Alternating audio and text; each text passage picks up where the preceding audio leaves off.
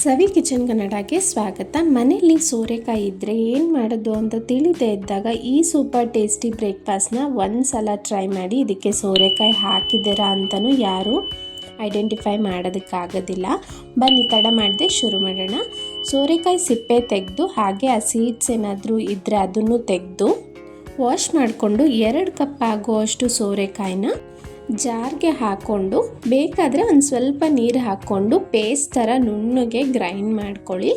ಈಗ ಇದಕ್ಕೆ 1 ಕಪ್ ಆಗುವಷ್ಟು ಅಕ್ಕಿ ಹಿಟ್ಟು, ಇದು ಅಂಗಡಿಯಿಂದ ತಂದಿರೋದೆ. ನಂತರ ಅರ್ಧ ಕಪ್ ಆಗುವಷ್ಟು ಸೂಜಿ ರವೆ, ಉಪ್ಮಾ ಎಲ್ಲ ಮಾಡ್ತೀವಲ್ಲ ಅದೇ ರವೆ ಹಾಕಿದ್ದೀನಿ. ಈಗ ಇದಕ್ಕೆ ಮೊದಲಿಗೆ ನಾನು 2 ಕಪ್ ಆಗುವಷ್ಟು ನೀರನ್ನು ಹಾಕ್ಕೊಳ್ತೀನಿ. ಇಲ್ಲಿ ಅಳತೆ ಕಪ್ ಅನ್ನೋದು ತುಂಬಾ ಇಂಪಾರ್ಟೆಂಟ್ ಆಗುತ್ತೆ. ಎಲ್ಲ ಐಟಮ್ಸ್ಗೂ ಅದೇ ಅಳತೆ ಕಪ್ನ ಯೂಸ್ ಮಾಡಿದ್ದೀನಿ ನಾನು. ಇಲ್ಲಿ ಸೋರೆಕಾಯಿ, ರೈಸ್ ಫ್ಲೋರ್ ಹಾಗೆ ರವೆ ಹಾಗೆ ನೀರು. ರವೆ ಹಾಕಿರೋದ್ರಿಂದ ನೀರನ್ನ ಬೇಗ ಅಬ್ಸರ್ವ್ ಮಾಡ್ಕೊಬಿಡುತ್ತೆ. ನಾನಿಲ್ಲಿ 3ನೇ ಕಪ್ ನೀರನ್ನ ಹಾಕ್ಕೊಂಡು ಎಲ್ಲವನ್ನೂ ಒಂದ್ಸಲಿ ಚೆನ್ನಾಗಿ ಮಿಕ್ಸ್ ಮಾಡ್ಕೊಳ್ತೀನಿ. ಒಂಚೂರು ಎಲ್ಲೂ ಗಂಟು ಆ ರೀತಿ ಇರಬಾರ್ದು.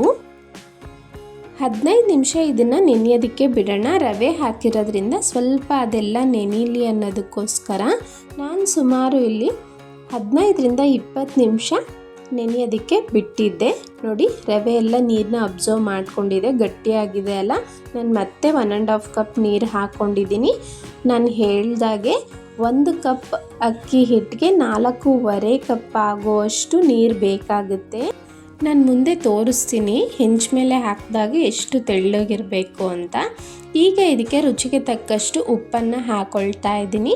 ಹಾಗೆ ಸಣ್ಣದಾಗಿ ಹೆಚ್ಚಿಟ್ಕೊಂಡಿರುವಂಥ ಈರುಳ್ಳಿ, ಒಂದು ಸ್ವಲ್ಪ ಕೊತ್ತಂಬರಿ ಸೊಪ್ಪು, 2 ಹಸಿಮೆಣಸಿನ್ಕಾಯಿನೂ ಕಟ್ ಮಾಡಿ ಹಾಕ್ಕೊಂಡಿದ್ದೀನಿ. ಆ ಕ್ಲಿಪ್ ಮಿಸ್ ಆಗಿಬಿಟ್ಟಿದೆ. ನೀವು ಹಾಗೆ ಬೇಕಾದರೂ ಮಾಡ್ಬೋದು ಅಥವಾ ಈ ರೀತಿ ಸೇರಿಸ್ಕೊಂಡು ಮಾಡ್ಕೊಳ್ಬೋದು. ಒಂದು ಕಡೆ ಹೆಂಚನ್ನ ಕಾಯೋದಕ್ಕೆ ಇಟ್ಟಿದ್ದೀನಿ. ಹೆಂಚು ಮೇಲೆ ಹಾಕೋದಕ್ಕಿಂತ ಮುಂಚೆ ವೆರಿ ಇಂಪಾರ್ಟೆಂಟ್, ನೀವು ಹಿಟ್ಟನ್ನು ಈ ರೀತಿ ಮಿಕ್ಸ್ ಮಾಡಿಬಿಟ್ಟೆ ಹಾಕಬೇಕು. ಯಾಕೆ ಅಂದರೆ ತಳಭಾಗದಲ್ಲಿ ಆ ಹಿಟ್ಟು ರವೆ ಎಲ್ಲ ಕೂತಿರುತ್ತೆ, ಮೇಲೆ ನೀರಾಗಿರುತ್ತೆ. ಎವ್ರಿ ಟೈಮ್ ಈ ರೀತಿ ಮಿಕ್ಸ್ ಮಾಡಿಕೊಂಡೇ ನೀವು ಹಿಟ್ಟನ್ನು ತಗೊಳ್ಬೇಕು. ಹೆಂಚು ಅಷ್ಟೇ ಹೈ ಫ್ಲೇಮಲ್ಲಿ ಚೆನ್ನಾಗಿ ಕಾದಿರಬೇಕು.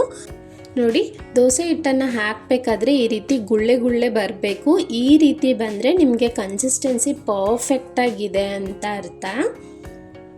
ಫ್ಲೇಮ್ ಹೈಯಲ್ಲೇ ಇರಲಿ. ಇದನ್ನು ಅಂಟಿಲ್ ಗೋಲ್ಡನ್ ಬ್ರೌನ್ ಬರೋವರೆಗೂ ಸ್ವಲ್ಪ ಎಣ್ಣೆ ಅಥವಾ ತುಪ್ಪ ಹಾಕಿ ಸುತ್ತಲೂ ಇವನ್ನಾಗಿ ಬೇಯಿಸ್ಕೋಬೇಕಾಗುತ್ತೆ. ಫ್ಲೇಮ್ ಅಡ್ಜಸ್ಟ್ ಮಾಡೋದಕ್ಕೆ ಹೋಗಬೇಡಿ, ಹೈ ಫ್ಲೇಮಲ್ಲೇ ಇರಲಿ ಕೊನೆ ತನಕ. ನೋಡಿ, ಮಧ್ಯ ಮಾತ್ರ ನಮಗೆ ಬೇಗ ಗೋಲ್ಡನ್ ಬ್ರೌನ್ ಆಗಿಬಿಡುತ್ತೆ. ಅದಕ್ಕೋಸ್ಕರ ಸುತ್ತಲೂ ಹೆಂಚನ್ನ ಈ ರೀತಿ ತಿರುಗಿಸ್ಕೊಳ್ತಾ ಇವನ್ನಾಗಿ ಬೇಯಿಸ್ಕೋಬೇಕಾಗುತ್ತೆ. ಅರ್ಜೆಂಟ್ ಮಾಡೋಕ್ಕೆ ಹೋಗಬೇಡಿ. ಕಂಪ್ಲೀಟ್ ಗೋಲ್ಡನ್ ಬ್ರೌನ್ ಆಗಬೇಕು, ಕಂಪ್ಲೀಟ್ ಡ್ರೈ ಆಗಬೇಕು. ಅಲ್ಲಿ ತನಕ ನೀವು ನಿಧಾನಕ್ಕೆ ಬೇಯಿಸ್ಕೊಳ್ಬೇಕು. ನೀವು ಅರ್ಜೆಂಟ್ ಮಾಡಿ ತೆಗೆಯೋದಕ್ಕೆ ಹೋದರೆ ಖಂಡಿತ ಈ ದೋಸೆ ಬರೋದಿಲ್ಲ, ಹಾಳಾಗ್ಬಿಡುತ್ತೆ. ಈ ದೋಸೆ ಮಾಡೋದಕ್ಕೆ 2 ಟಿಪ್ಸ್ ಫಾಲೋ ಮಾಡಬೇಕಾಗಿರೋದು. ಒಂದು, ಬ್ಯಾಟರ್ ಕನ್ಸಿಸ್ಟೆನ್ಸಿ ನೀರಾಗಿರಬೇಕು.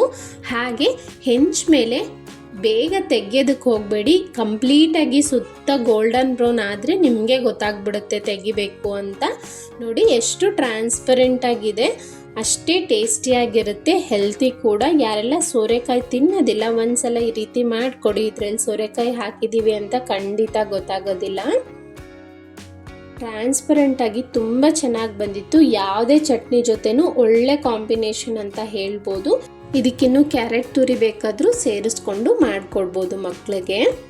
ಇನ್ನು ಹಲವಾರು ರೀತಿಯ ಇನ್ಸ್ಟೆಂಟಾಗಿ ಮಾಡೋವಂಥ ಬ್ರೇಕ್ಫಾಸ್ಟ್ ಹಾಗೆ ದೋಸೆ ರೆಸಿಪೀಸ್ ಎಲ್ಲ ನನ್ನ ಚಾನಲಲ್ಲಿ ಅಪ್ಲೋಡ್ ಆಗಿದೆ. ಮೊದಲನೇ ಸಾರಿ ನಮ್ಮ ಚಾನಲ್ನ ನೋಡ್ತಿರೋರು ಪ್ಲೀಸ್ ಸಬ್ಸ್ಕ್ರೈಬ್ ಮಾಡಿ, ಹಾಗೆ ಬೆಲ್ ಐಕಾನ್ ಕ್ಲಿಕ್ ಮಾಡೋದನ್ನ ಮರಿಬೇಡಿ. ಈ ವಿಡಿಯೋ ಇಷ್ಟ ಆಗಿದ್ದರೆ ಲೈಕ್ ಮಾಡಿ, ನಿಮ್ಮ ಫ್ಯಾಮಿಲಿ ಫ್ರೆಂಡ್ಸ್ಗೆ ಶೇರ್ ಮಾಡಿ. Thank you so much.